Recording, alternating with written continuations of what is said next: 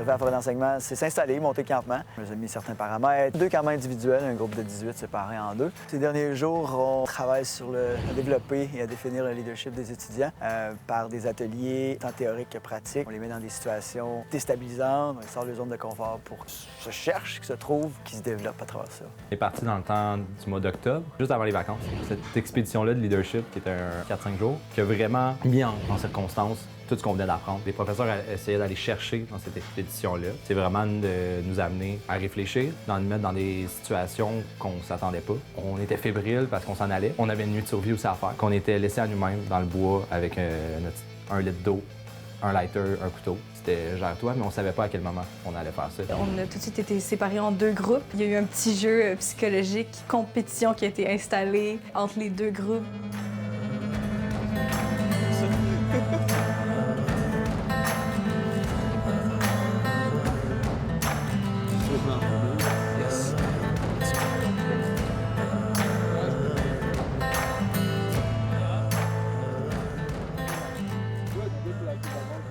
On a commencé ça avec sous la pluie hier. En fait, il y avait 2 ponts par équipe à construire avec les moyens du bord, comme on dit. Déjà là, ça les a déstabilisés beaucoup. C'est un atelier qu'on appelle souvent en leadership là, et plein air, la rivière toxique. Fait que si jamais ils touchent à l'eau, ben ils perdent un membre. Fait qu'il y a différents paramètres qui ajoutent de la complexité à l'activité. Il nous montrait l'activité, puis tout de suite après, il nous disait « OK, telle personne et telle personne sont leaders, telle personne va être observateur. » Et on rentrait dans l'activité tout de suite, fait qu'il n'y a jamais vraiment eu de temps de préparation. On avait 2 rivières à traverser.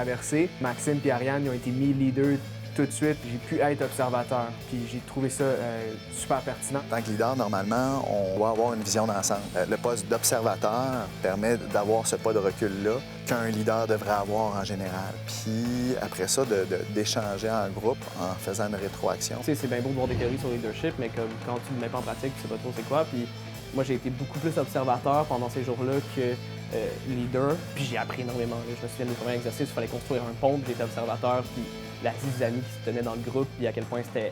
Puis de voir à quel point c'était important d'être leader, mais c'était important d'avoir un bon fellowship aussi. Ça a été un peu compliqué au début, mais parce qu'on n'a pas fait un plan pour comment faire le pont. Puis on n'était pas sûr exactement comment on fait un pont dans la rivière avec plein de bio de bois, puis 9 personnes qui veulent apprendre comment faire un pont. On avait 2 heures pour faire nos ponts. Juste ça, ils nous l'ont dit sur le moment. Ça nous a pris un peu au dépourvu. J'étais avec Ariane, puis quelle façon de leadership qu'on peut utiliser les forces des gens. Ça nous a pris un bon 40 minutes après que comme, ça s'est mis à rouler. On avait 2 ponts à faire, puis le deuxième, on a vraiment vu que ça allait évoluer, puis ça allait vraiment mieux. Il y avait le déplacement sur les ponts, bien, c'était un peu plus sketch, on pourrait dire ainsi. Là. Ouais, il a fallu que de leur côté, ils gèrent ça autrement. Là. Puis à un moment donné, bien, il faut établir justement un leadership, des fois démocratique, des fois plus autocratique. Fait qu'ils apprennent aussi à travailler leur style de leadership dans le cadre de cette activité-là. Là. Souvent, c'est plus le processus qui compte. Comment que le monde se sont ressentis, comment qu'ils ont réussi à atteindre l'objectif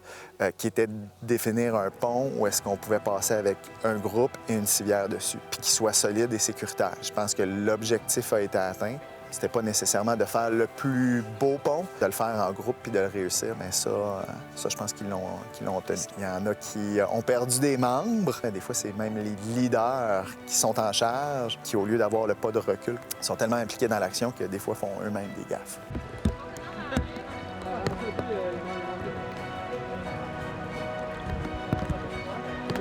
Si on se pète la gueule, là. Oh! Là, il y a un trou.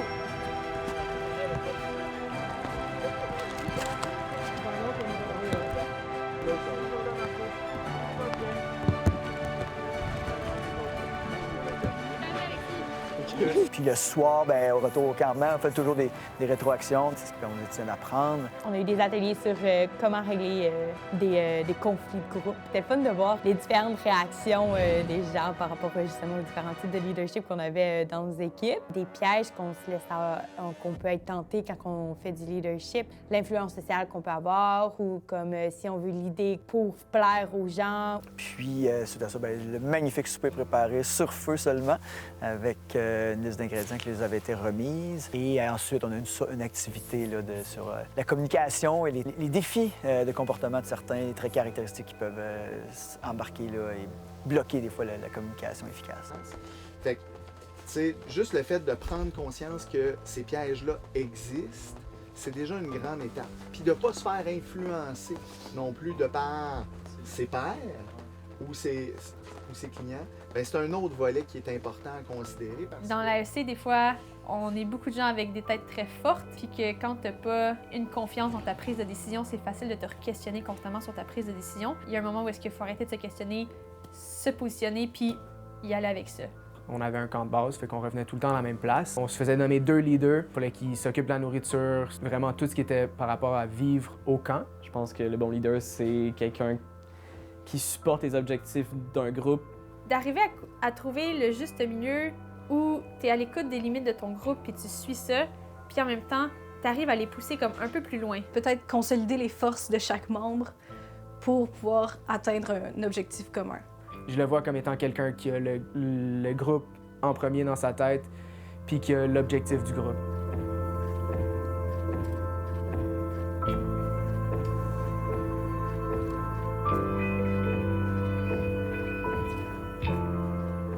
Aujourd'hui, on s'est réveillé. J'étais dans la tente avec Alex.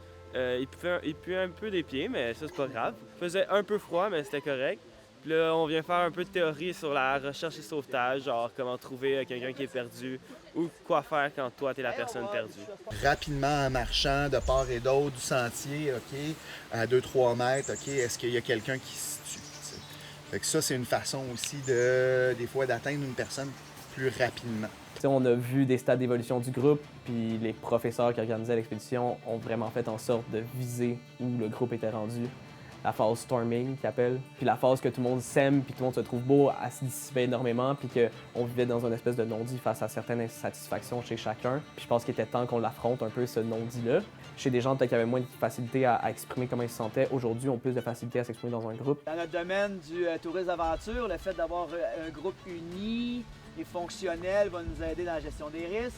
Vous savez qu'il y a deux personnes impliquées, il y a des relations interpersonnelles, donc le leadership s'installe. C'est un des facteurs clés de leur développement en tant que guide. Ça arrive à un moment aussi où le groupe a déjà commencé à maturer, à se développer. On prend tout ça, on remélange tout ça, là, on mélange la soupe, puis là, on leur donne des bases sur le leadership, puis qu'ils repartent. OK, bon, ils réfléchissent un peu à la façon qu'ils ont pris les rênes depuis le début, puis qu'ils repartent avec meilleure compréhension. Vous allez devoir placer les individus de votre groupe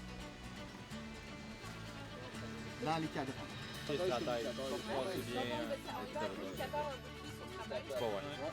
On met au feu.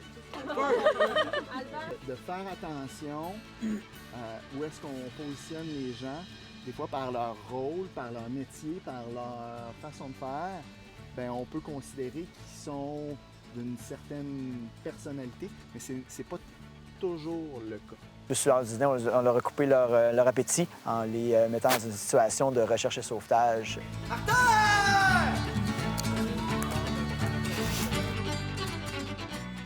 Transport de retour au camp par civière ou autre moyen du bord, et en passant bien sûr sur leurs deux ponts qu'ils avaient fabriqués hier. Moi, j'ai été leader à quelques reprises pendant une activité où il fallait retrouver une personne qui était disparue. Après ça, intervenir, faire les premiers soins sur cette personne-là. C'était vraiment le fun de se faire imposer le leadership en situation plus de crise, parce qu'on voyait vraiment c'était quoi notre premier instinct par rapport à ça. On a eu des simulations de premiers soins, on a fait des battues pour essayer de trouver des personnes perdues.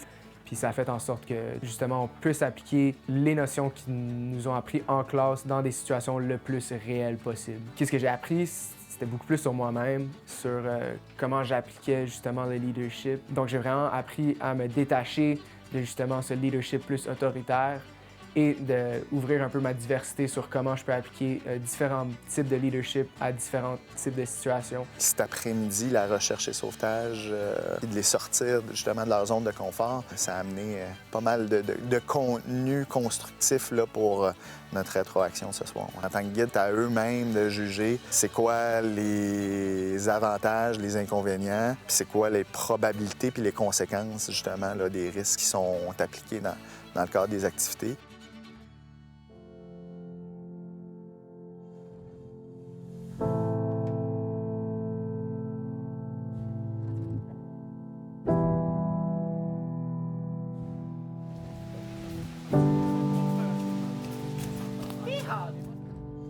À soir, on leur réserve une surprise On va leur donner un nombre maximum d'items sur lesquels ils vont pouvoir cuisiner. Une fois que ces 10 items-là vont avoir été sélectionnés, bien, on va rajouter une autre couche sur le gâteau. Chaque équipe va devoir voler 3 items, encore une fois, par consensus, à l'autre équipe.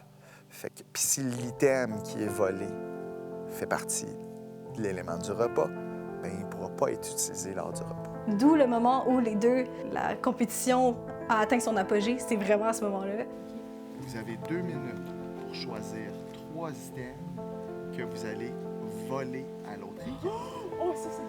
Fait qu'on s'est dit, on va juste voler de quoi qu'on pourrait utiliser pour faire une sauce. L'autre équipe a fait le contraire. Puis là, les deux, on s'est pas vus de toute cette soirée-là. Il y a eu beaucoup de tensions, beaucoup de conversations. On a eu le droit à belle preuve de leadership pour calmer le groupe, calmer la petite colère montante. Le fait d'être éloigné plus en forêt, de pas avoir nos éléments pour contacter l'extérieur, ça fait que tu te ramasses dans un micro-univers pendant un certain temps, puis tout ce que tu vis devient vraiment plus intense.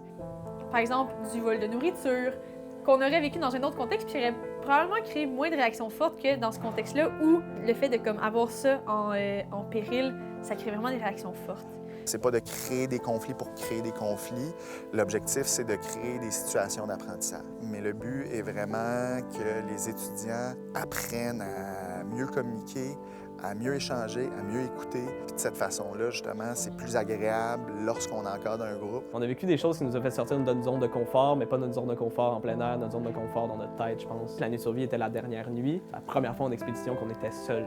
Puis cette nuit-là, moi, j'ai dormi, rêvé, puis j'ai énormément réfléchi sur ce qui s'était passé, puis comment je voyais les choses qui s'en venaient, puis ça m'a permis de relativiser. Puis le matin, quand je suis revenu au corps membre, j'ai vu tout le monde et j'étais heureux, là, mais rempli de bonheur. Moi, ma nuit de survie, ça s'est vraiment bien passé. J'avais hâte de la faire. J'ai eu froid, j'ai pas très bien dormi, mais c'était juste une nuit, fait que c'était vraiment pas la fin du monde. Ça m'a un peu permis de me sentir mieux en forêt, de faire cette nuit-là. Ayant un peu peur du noir, c'est sûr qu'il fallait continuellement que je me dise que tout allait être correct, tout allait être correct. Une fois que j'avais mon feu et mon abri de feu, par exemple, j'avais des grosses branches, fait que je pouvais alimenter ça. Moi, j'étais vraiment excitée par rapport à la nuit de survie. Je l'attendais. Puis j'ai vraiment aimé ça. Là. Je trouvais que j'avais vraiment le contrôle de moi-même. Puis je me sentais vraiment comme une guerrière. C'était drôle. On se fait souvent dire dans la LC qu'on va se faire challenger. Mais là, je pense que ça a été vrai. Cet expé-là m'a confirmé que le plein air était un outil d'intervention incroyable. J'ai découvert que mon leadership était effectivement pas celui de la personne qui parlait le plus fort, mais qu'il était quand même existant, puis qui avait sa valeur. Ils veulent tous, dans un sens, se prouver l'un à l'autre, se prouver à eux-mêmes.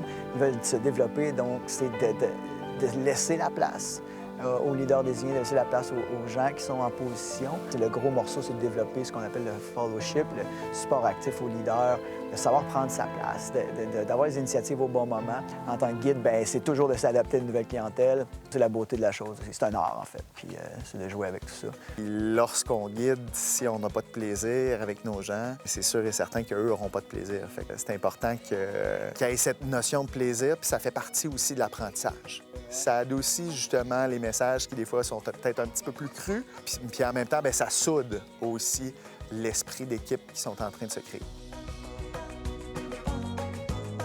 Bienvenue à l'épisode 3 des chefs. Cette semaine, on conduit sans cuisine. Allez, on conduit en cuisine. J'ai bien hâte de voir le défi. Pareillement, Charles. Et je sais pas si j'ai hâte de manger.